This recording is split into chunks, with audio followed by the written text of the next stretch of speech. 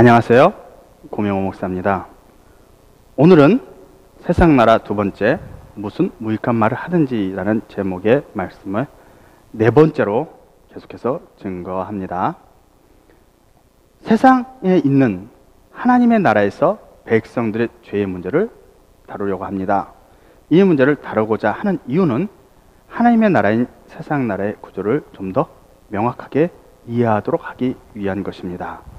역시 이 말씀은 계시록 20장 11절에서 15절의 말씀인 백보자 심판의 말씀을 중심으로 여러분들에게 증거하게 됩니다.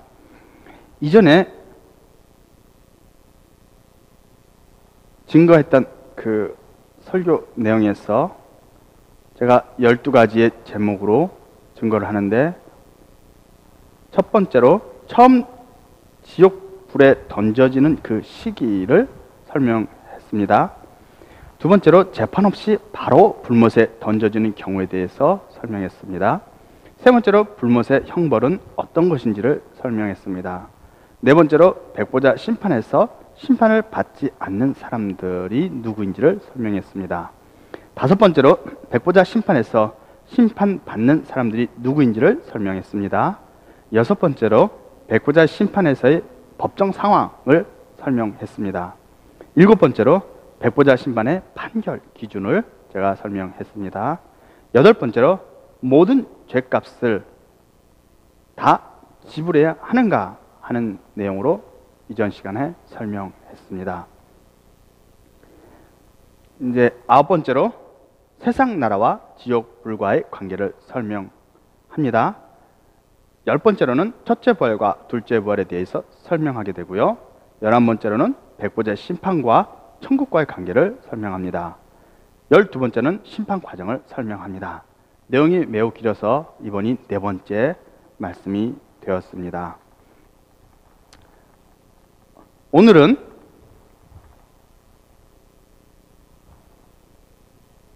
아홉 번째 말씀으로 세상 나라와 지옥 불과의 관계를 설명합니다. 지옥 불못은 불과 유황으로 타는 못입니다. 이 지옥 불못은 천년왕국이 시작되기 전에 짐승과 거짓 선지자가 처음으로 들어갔습니다.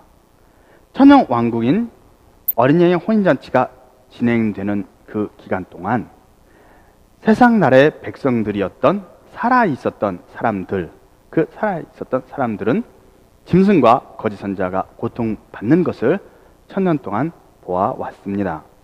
그리고 천년 동안 살아있었던 하나님의 백성들은 백보자 심판에서 죽었던 사람들이 재판을 통해서 형벌을 받게 되는 것을 보고, 또 형이 집행되어 불못에 던져지는 것을 보게 됩니다. 그리고 형벌을 마친 사람들, 자기의 형벌을 마친 사람들이 불못에서 나오게 되는 것을 보고, 또 불못에서 나오게 됐을 때 하나님의 나라인 세상 나라에서 그들이 하나님의 백성으로 살게 되는 것을 보게 됩니다.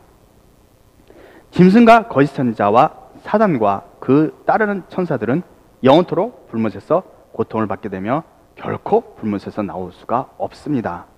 그러니 불못이라는 것은 영원히 있는 것이죠. 영원히 있는 것입니다.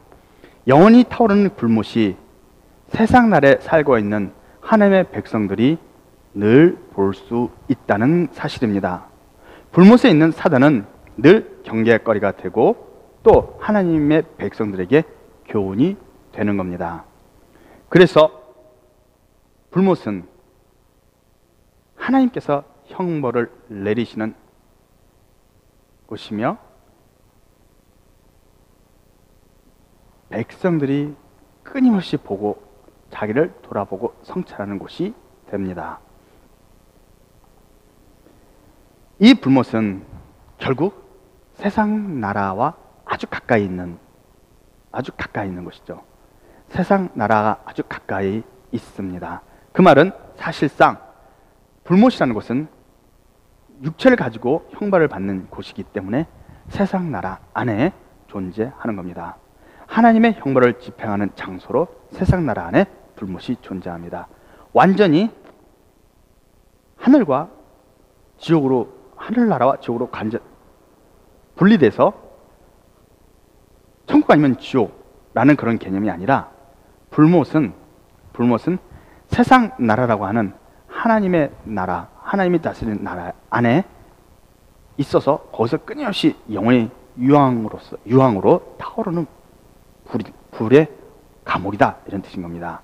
그렇기 때문에 그 감옥은 하나님의 형벌이 계속 집행되고 있고, 그것을 사람들은 계속, 우리가 마치 형무소가 우리 사회, 우리가 살고 있는 여기에 어떤 지역에 형무소가 있으면 언제든 거기 가서 그 형무소를 방문하여 볼 수 있는 것처럼 불못이 그렇게 되어 있다는 뜻입니다. 자, 그러면 이제 10번째로 첫째 부활과 둘째 부활에 대해 설명합니다. 이 첫째 부활과 둘째 부활이라는 것을 여러분들이 잘 비교하고 이 말씀을 잘 들으면 그동안 많은 부분에서 잘못된 해석이 무엇이었는지를 깨닫게 될 것입니다. 성경상의 부활은 총 4번에 걸쳐서 기록되어 있습니다. 처음은 예수님이십니다. 예수님이 부활하셨죠. 다음은 두 선지자의 부활입니다. 두 선지자가 발로 일어서니 하늘에서 음성이 있어 이리로 올라오라 했던 그 두 선지자의 부활입니다. 그리고 그 다음은 천년왕국이 시작되기 전에 부활이 있습니다. 이는 첫째 부활이라 라는 말은 하나님의 종들이 살아서라는 말이 몸이 살아나다는 뜻입니다. 그래서 신천지인가요? 거기서 말하는 무슨 죽었던 구약의 그 신령한 영들과 살아있는 자기들이 이렇게 어떻게 돼서 한다 이런 것들은 잘못된 겁니다. 왜냐하면 표를 받지 않은 사람들도 죽었다가 살아난다는 뜻인 겁니다. 그들도 죽었다가 살아나는 겁니다. 부활이기 때문이죠. 물론 죽지 않았던 사람들도 있겠죠. 어쨌든 그들이 살아서 그리스도로 더불어 천년 동안 왕노릇하게 된다라고 되어 있는데, 이것이 첫째 부활이다라고 계시록에 정확하게 기록하고 있습니다. 그러면 둘째 부활은 마지막 첫째 부활이 있은 후의 부활을 의미하는데, 둘째 부활은 백보자 심판에서의 부활입니다.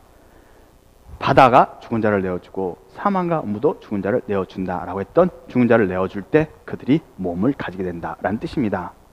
그러므로 첫째 부활은 천년왕국 시작하기 전에 하나님의 종들이 나라와 지상으로 세워지는 부활이라고 한다면, 둘째 부활은 백보자 심판 때 죽어있던 사람들을 살려서 그 심판을 받게 하려고 일으키는 부활이 됩니다.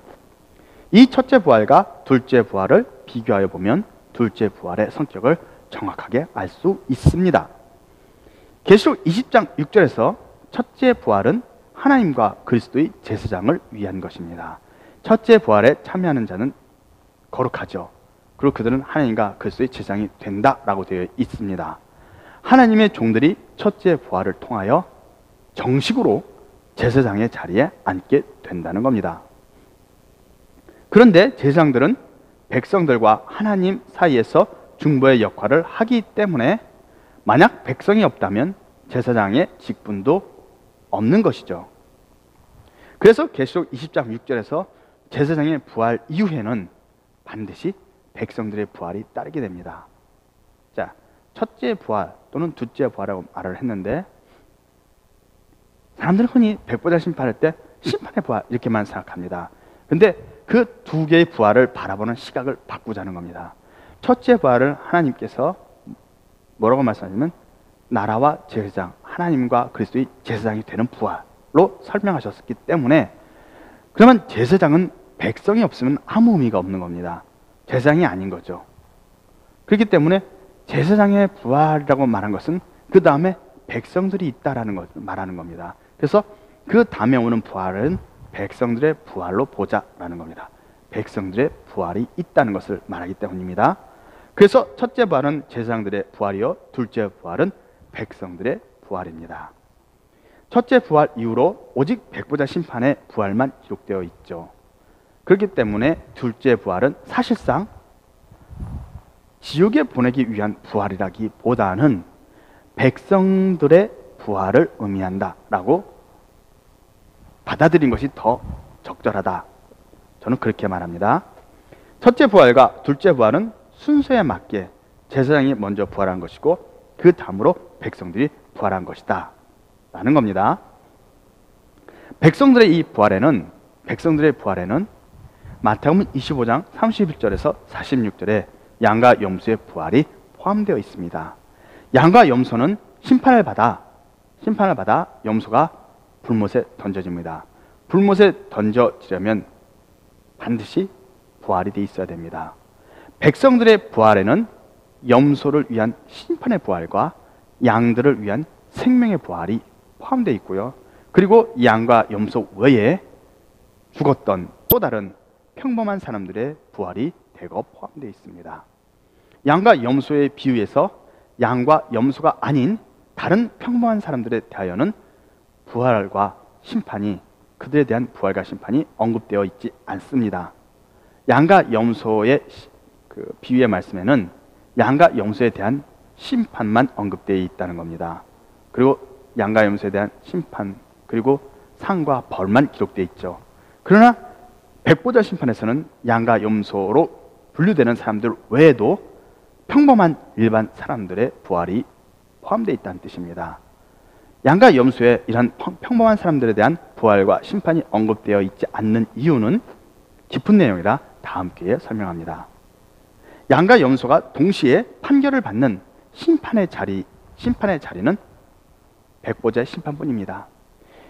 예수님께서 자기 천사들과 함께 영광의 보좌에 앉을 때, 그때 의인은 오른편에 양은 왼편에, 목자가 양과 염소를 가르듯이 그렇게 가를 것이다 라는 말씀을 주신 겁니다. 그러므로 양과 염소는 동시에 심판을 받는 겁니다. 그렇죠. 동시에 심판을 받는 겁니다.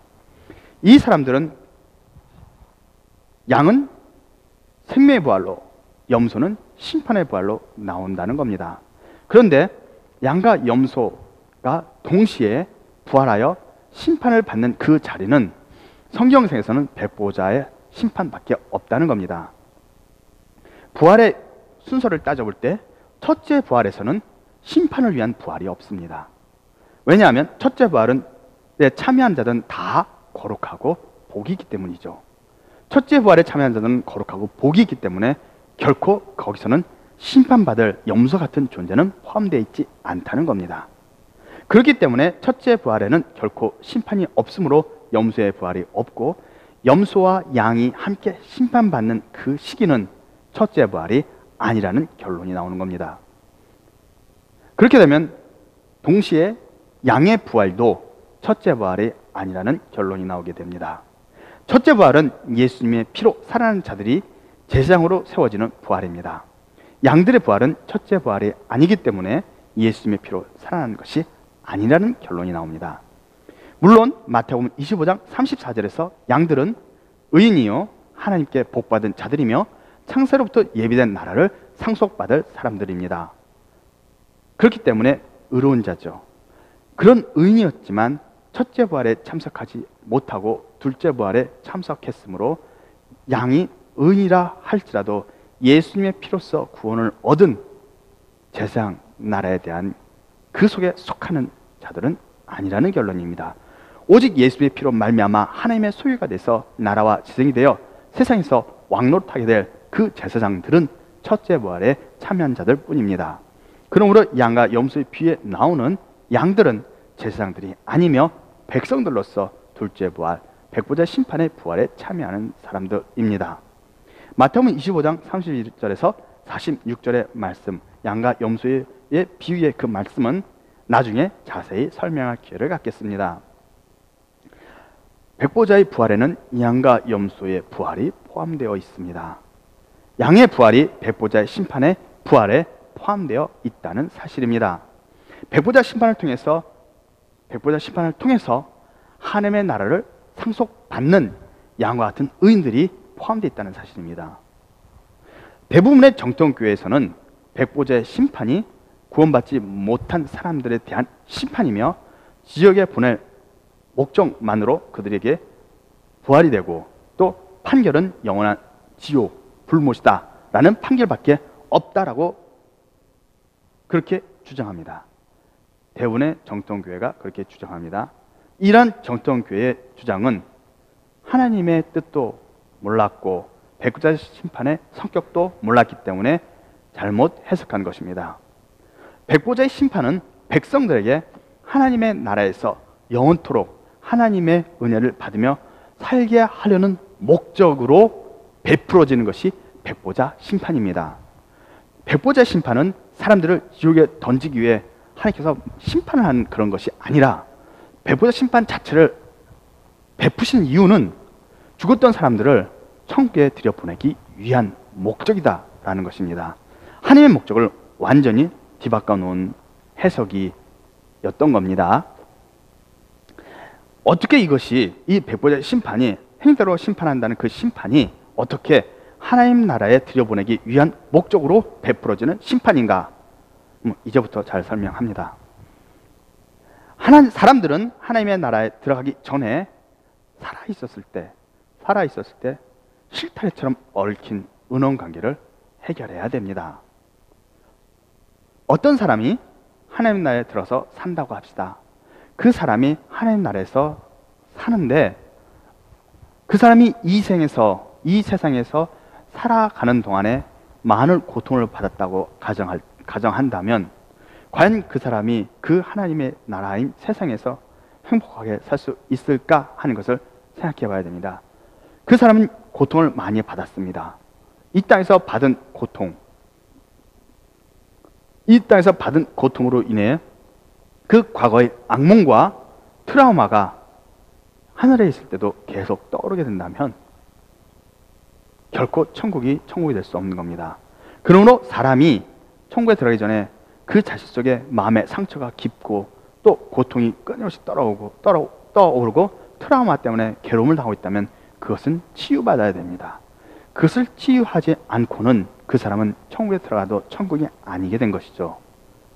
그러므로 하나님 나라에 들어갔다 하더라도 그 사람이 자기가 받은 마음의 상처로 인해 주변 사람들과 밝은 마음과 즐거운 마음으로 행복하게 대화를 주고받고 삶을 살아갈 수 없게 됩니다. 하나님의 나라에 들어가기 전에 이러한 고통과 악몽, 그리고 그 사람이 겪어왔던 그 모든 마음의 상처를 치유해야 합니다. 그런데 나를 죽인 사람이 만약에 하나님의 나라에 버젓이 돌아다니고 있다면, 그 사람을 볼 때마다 분한 마음과 억울한 마음이 계속 솟아오른다면 이 사람은 결코 하나님 나라에서 행복하게 살 수가 없게 되겠죠.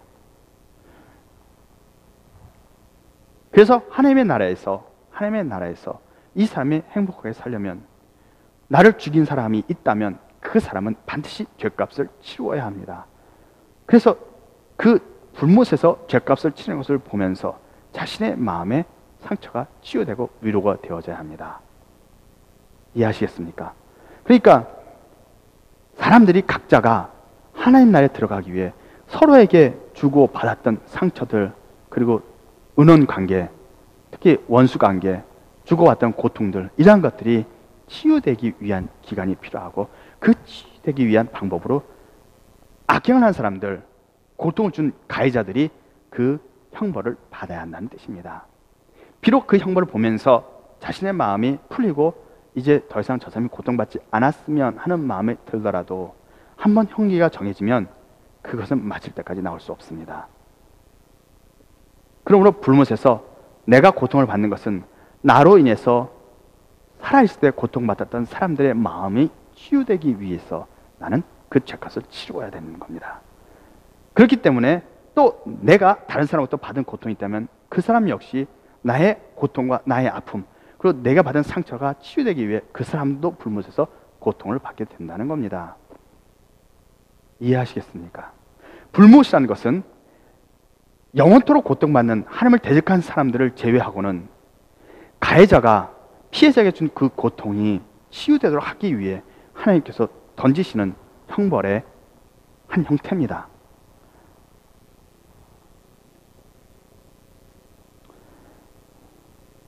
이제 불못이 반드시 필요한 이유를 여러분들이 이해하셨으리라 생각합니다. 12번째로 12번째가 11번째거군요. 네. 이제 11번째로 백보자 심판과 천국과의 관계를 설명합니다. 좀 더 자세히 설명하는 겁니다. 백보자 심판은 사실상 천국에 들어가는 최종 관문입니다. 백보자 심판은 백성들에게 하나님 나라에서 영원히 하나님의 은혜를 받으며 살게 하려는 목적으로 베풀어집니다.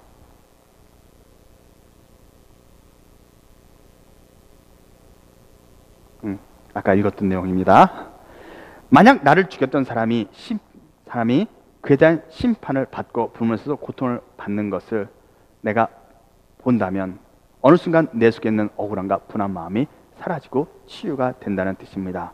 그 후에야 나를 죽였던 그 사람은 천국에 들어올 수 있는 겁니다. 그 사람이 천국에 들어왔을 때 이제 그 사람을 봐도 내 속에서 일어나는 고통과 아픔이 없다라는 거죠. 그래서 하나님께서 모든 사람에게 얽힌 악한 행위에 대해서는 모두 불못의 형벌을 내리시게 되는 겁니다. 만약 여러분들이 이 생에서 남겨놓은 악행이 있다면 그 악행은 곧 악행으로 인해서 고통받았던 사람들이 있다면 그 사람들을 위해 하나님께서 신원해 주셔서 나에게, 여러분에게 고통을 준 그 당사자에게 반드시 불못에서 형벌을 받게 하신다는 겁니다. 왜냐하면 하나님은 나의 하나님이 되시니까 내 기도를 들어주시지만 하나님은 그 다른 사람의 하나님도 되시기 때문에 그 사람의 억울함을 호소한 것이고 그 사람이 호소한 그 억울함이 하나님께 상대를 해서 하나님 보시기에 그것이 합당하다면 나는 반드시 그에 대한 대가를 치러야 한다라는 겁니다. 하나님은 공평하시고 공의로우시기 때문에 그렇습니다. 그래서 예수님께서는 마태복음 5장 23절에서 그러므로 예물을 제단에 드리다가 거기서 내 형제에게 원망을 들을 만한 일이 있는 줄 생각나거든 예물을 제단 앞에 두고 먼저 가서 형제와 화목하고 그 후에 와서 예물을 드리라. 너를 송사하는 자와 함께 길에 있을 때 급히 사화하라. 그 송사하는 자가 너를 재판관에게 내어주고 재판관이 관에게 내어주어 옥에 가둘까 염려하라. 진실로 내게 이르노니 내가 혹이라도 남김없이 다 갚기 전에는 결단코 거기서 나오지 못하리라고 말씀하시는 겁니다. 그래서 저는 여러분에게 다시 한번 말합니다. 전에 밀양이라는 우리나라 영화가 있습니다. 거기서 피해자는 고통 속에서 하나님의 이름을 부르면서 그 살인자의 죄를 용서해 주겠다고 애를 씁니다. 겨우 마음에서부터 그를 용서하기로 마음을 먹고 그 가해자인 살인자의 형무소에 찾아가 만나죠.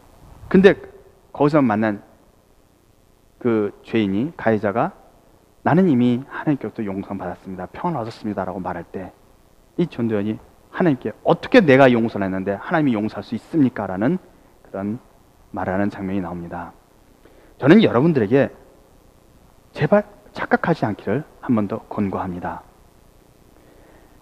하나님께서 나를 용서해 주시면 사람들이 나를 용서하건 용서하지 않건 죄가 사라졌다라고 말하는 것은 완전히 착각입니다. 완전히 착각입니다. 그렇지 않습니다. 예수님은 그렇게 말씀하지 않고 지금처럼 예물을 드리다가 형제의 원망을 들 만한 일이 있다면 예물을 둔 상태로 먼저 가서 용서를 받고 와서 하나님께 예물을 드리자는 겁니다. 그 예물을 드릴지라도 형제의 용서받지 않은 상태에서 드린 예물은 하나님 앞에 연락되지 않는다는 뜻입니다. 내가 하나님께 용서를 아무리 구해도 나로 말미암아 피해를 받은 그 사람이 나를 용서한다는 말을 하지 않았다면 내게 있어서 그 죄는 그대로 남아있다라는 겁니다. 결국 하나님께서 하나님의 나라에 그 사람을 받아들일 때 피해자를 받아들이고 가해자를 받아들일 때 피해자는 가해자를 용납할 수가 없습니다. 왜냐하면 자기 속에 있는 그 억울함이 남아있기 때문이죠. 그럼 피해자의 그 마음의 치유가 위해서 가해자에게 하나님은 형벌을 내릴 수밖에 없습니다. 그러므로 하나님 나라에서 백보자 심판에 들어가기 전에 여러분들이 숨이 붙어 있을 때, 살아서 움직일 수 있을 때 여러분에게 고통받은 사람들에게 다가가서 용서를 구하세요. 저는 여러분에게 이렇게 말합니다. 회개하십시오. 천국이 다가왔습니다. 천국이 다가왔다는 말은 이제 백보자 심판이 바로 앞에 있습니다. 그러므로 여러분들이 그 심판에서 모든 악행으로 인한 불못에 던져진 일을 피하려면 회개하고 여러분의 고통받는 사람들에게 용서를 구하고 그 입에서 나오는 용서한다는 말을 반드시 듣고 다시는 여러분 주위에 있는 다른 사람들에게 악행을 행하지 말라는 겁니다. 이것이 회개하는 말의 의미입니다.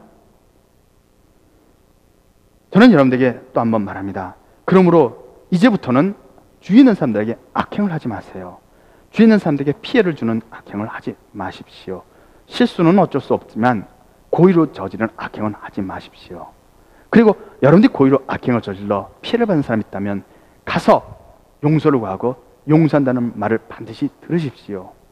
만약 그들이 죽고 여러분이 용서받을 기회도 없이 죽어서 백보자 심판 앞에 선다면 그 행위가 책들에 기록되어 있고 그 행위가 해결되지 않았으므로 하나님은 반드시 그 행위에 대한 불못에서의 받아야 할 형기를 계산하여 여러분들에게 선고하실 겁니다. 여러분들은 반드시 그 형기를 불못에서 채워야 됩니다. 불못은 결코 들어갈 곳이 못 됩니다. 마태복음 5장 29절에서 만일 내 오른눈이 너로 실족해 하거든 빼어내버리라. 내 백체 중 하나가 없어지고 온몸이 지옥에 던지지 않는 것이 유익하며 또한 만일 내 오른손이 너로 실족해 하거든 찍어내버리라. 백체 중 하나가 없어지고 온몸이 지옥에 던지지 않는 것이 유익하니라고 말씀하셨습니다. 정통교회는 이 말씀을 버리죠. 왜냐하면 예수를 믿고 그 피로 죄를 용서함 받아서 깨끗해졌으면 이런 일을 당할 일이 없다라는 거죠. 그렇게 되면 내가 형제 자매들에게 잘못한 게 있어도 이미 나는 하나님 앞에 용서받았으므로 굳이 가서 그 사람에게 자존심 구격하면서 용서달라는 말을 하지 않아도 된다라는 생각을 갖는 겁니다. 근데 안 그렇습니다. 여러분들이 제사장 나라가 되면 말 그대로 재판을 안 받습니다. 그러나 여러분이 첫 재판에 참여하지 못한다면 여러분이 행한 모든 죄는 그대로 기록되어 있고 그것이 피해받은 사람으로부터 이 땅에 있을 때, 살아있을 때 용서한다는 말을 못 들었다면 반드시 죄값을 치르게 됩니다. 그래서 예수님은 이렇게 말씀하시는 겁니다. 내 백체 중 하나가 없어지고 온몸이 지옥에 던지지 않는 것이 유익하니라. 지옥 불못은 불로 소금 튀기듯 그렇게 하는 것인데 받을 것이 아니라는 겁니다. 여러분들이 회개하기를 바랍니다. 마태복음 5장 22절에서는 나는 너희에게 이르노니 형제에게 노하는 자마다 심판을 받게 되고 형제에 대하여 나가라 하는 자는 공회에 잡히게 되고 미련한 놈이라 하는 자는 지옥불에 들어가게 되라고 말씀하셨습니다. 저는 여러분에게 주위 사람들에게조차 가족, 친척, 만나는 모든 사람에게 노하지도 말고 욕하지도 말고 미련한 놈이라는 그런 말도 하지 말라고 권고하겠습니다. 아예 누구에게든지 욕하지 말라고 권하겠습니다. 여러분 주위에 있는 사람이 예수를 믿는 사람이든 믿는 사람이 아니든 가족이든 아니든 또는 아는 사람이든 모르는 사람이든 어느 누구에게라도 욕조차 하지 말기를 권합니다. 백보자 심판은 천국에 들어가는 관문입니다. 그런데 여러분들이 악행을 하여 그 악행으로 인해서 고통받았던 사람들이 있다면 그들 때문에 여러분들은 천국으로 바로 갈 수가 없다는 겁니다. 여러분들을 천국으로 하나님이 만드신 세상 나라로 받아주긴 하지만 여러분의 악행으로 인해서 고통받은 사람들 때문에 바로 천국에 들여보낼 수가 없다는 겁니다. 그래서 여러분들의 죄값을 다 치르게 한 이후에야 여러분들을 천국에, 세상 나라인 천국에 들여보내 주신다는 겁니다. 그리고 홀이라도 낭이 없이 다 갚지 않고는 결코 천국에 들어갈 수 없다는 사실입니다. 이제 여러분들은 백보자 심판의 진실을 많이 알았습니다.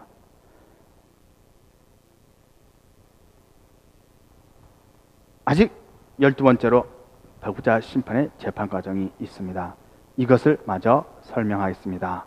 시간이 많이 갔지만 조금 남았기 때문에 이건 마저 하겠습니다. 백보자 심판에는 세 가지의 결과가 있습니다. 하나는 마태복음 25장 34절의 양과 같은 사람들로 불못에 들어가지 않고 바로 천국인 세상 나라로 들어가는 사람들이 있습니다. 또 백보자의 심판 결과 중에 하나는 마태복음 25장 41절에 나오는 염소와 같은 사람들로 이 사람들은 불못에 들어가서 영원히 나오지 못하는 경우입니다. 이러한 케이스가 있습니다.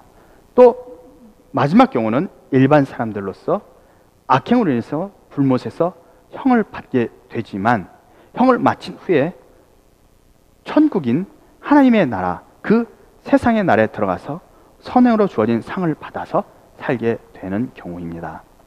다시 말해 백보자 심판에서 나오는 세 가지 결과는 처음부터 세상 나라, 하나님의 나라인 그 세상 나라에 들어가는 경우와 처음부터 영원한 불못에 들어가서 결코 나오지 못하는 경우가 있고, 처음에는 불못에 들어가서 고통을 받다가 그 형기를 다 마치고 나와서 하나님이 주시는 상을 가지고 천국에서, 세상 나라에서 살게 되는 경우, 이렇게 세 가지의 경우가 가능하다는 것을 말씀드리는 겁니다. 양과 염소에 대하여는 나중에 설명하기로 했습니다. 지금은 설명할 수 없는 내용이 있는데, 그것은 양과 염소의 내용을 설명하기 전에 먼저 알아야 할 진리가 또 있기 때문입니다. 근데 그 진리를 제가 설명하지 못했기 때문에 양과 염소에 대해서는 나중에 설명합니다. 오늘은 일반 백성들의 심판 과정을 설명합니다. 12번째로 백보자 심판에서의 재판 과정을 잘 설명하는 겁니다. 아마도 대부분의 사람들이 여기에 속할 것이라고 생각합니다. 백보자의 심판에서는 책들과 생명책이 놓여 있습니다.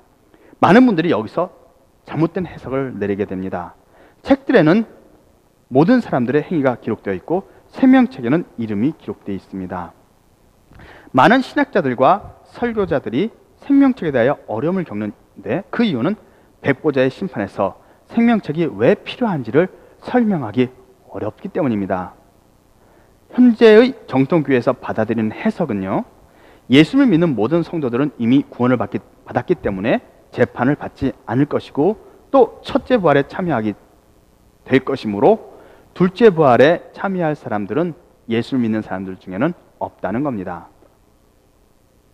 그래서 둘째 부활에서 참여하는 사람들은 다 지옥에 갈 사람들만 있고, 백보자 심판에서는 구원받을 사람이 없다는 겁니다. 그러면 모든 심판의 대상, 백보자 심판에서 모든 심판의 대상들은 모두 다 지옥에 가는데 왜 생명책이 거의 펴져 놓여 있어야 했느냐라는 어려운 문제가 발생하는 겁니다.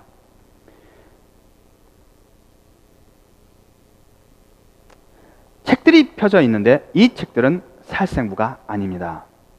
사람들의 행위를 낱낱이 기록한 내용입니다.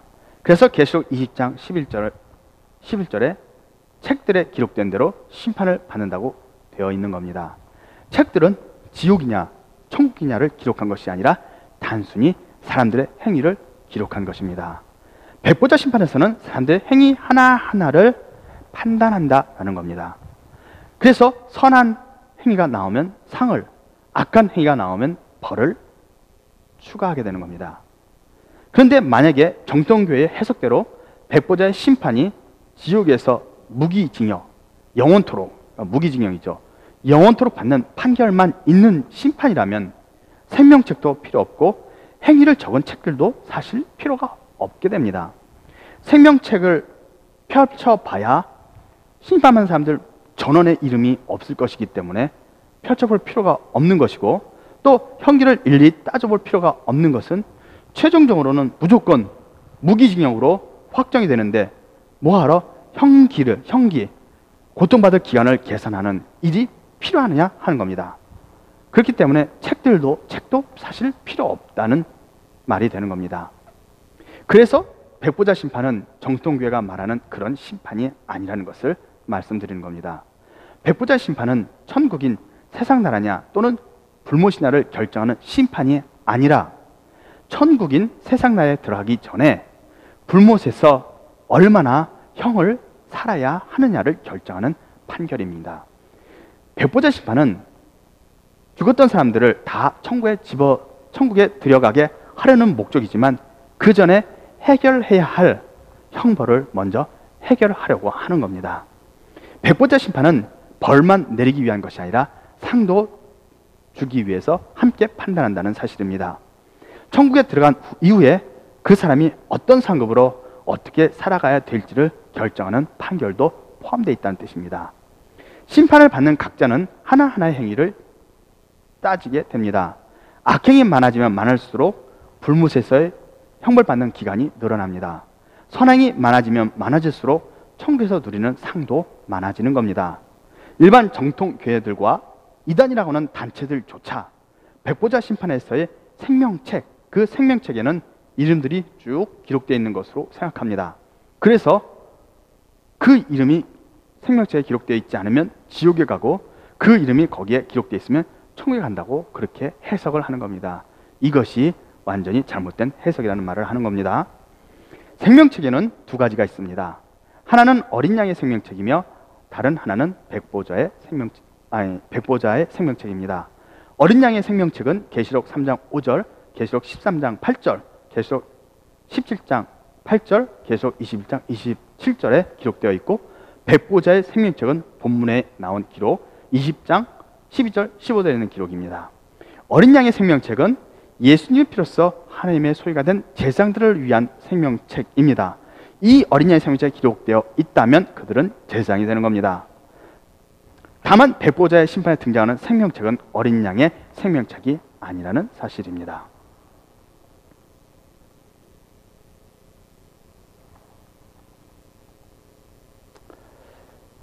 시간이 너무 오래되기 때문에 다음 시간에 다시 자세히 설명하겠습니다.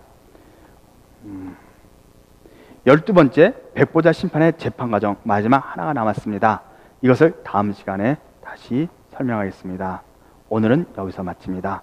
예수님의 백보자의 심판 두려워하지 마세요. 그걸 두려워하지 않으려면 여러분들이 행위에 있어서 온전해야 됩니다.